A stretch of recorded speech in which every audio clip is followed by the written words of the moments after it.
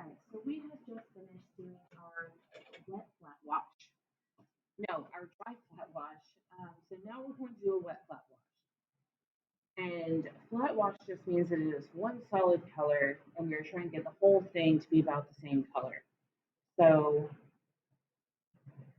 remember our dry flat wash came out about like that. So about one even color. That is the goal. And so if a dry flat wash is done on dry paper, a the wet flat wash would be on wet paper. So I have my color mixed up here. Same process as in our dry flat wash video, because it's the same color. I mixed up too much. So if we're doing a wet flat wash, that means our paper is going to be wet before we add any color to it. So I'm taking water, just regular water, no color in it, and I'm just going to go ahead and get my whole page wet. I don't necessarily want to soak it. I am using a mixed media pad, which is really the way to go if you want to use techniques like this because, this is thick paper that is meant to stand up to this kind of abuse. Okay, so I'm just trying to make sure my whole page is wet, edge to edge, corner to corner, the whole thing is wet. Now I can go ahead and grab some color. And I'm just going to sweep that color across just like we did before. I'm just sweeping this color across.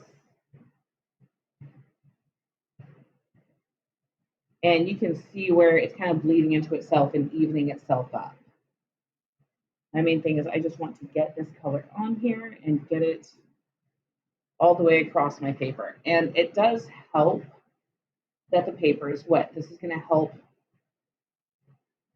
my color to kind of spread and blend together and even itself out.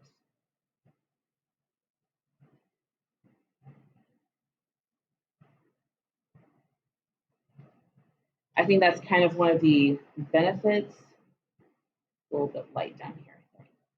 That's one of the benefits, I think, of using this technique as opposed to the dry flat wash is that, it all just blends so beautifully.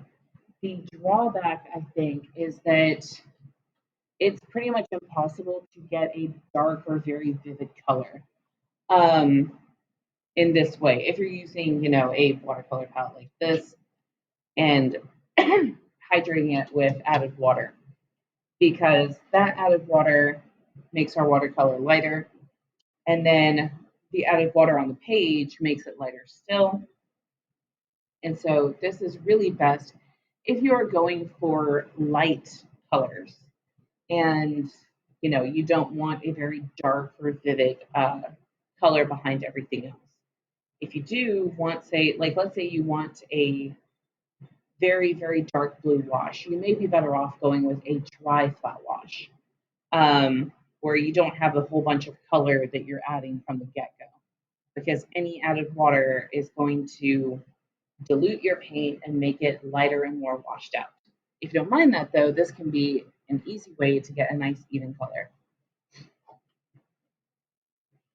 And actually, now that I see that, I'm looking at it sideways, I can see kind of some streaks in here that I'm not super happy with. So I can either come back and go to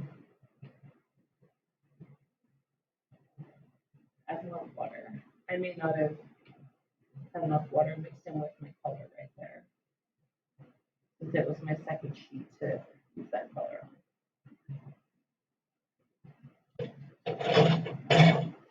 That is one nice thing about watercolor. You can adjust it, especially if you're starting with a wet sheet. Your working time is much longer.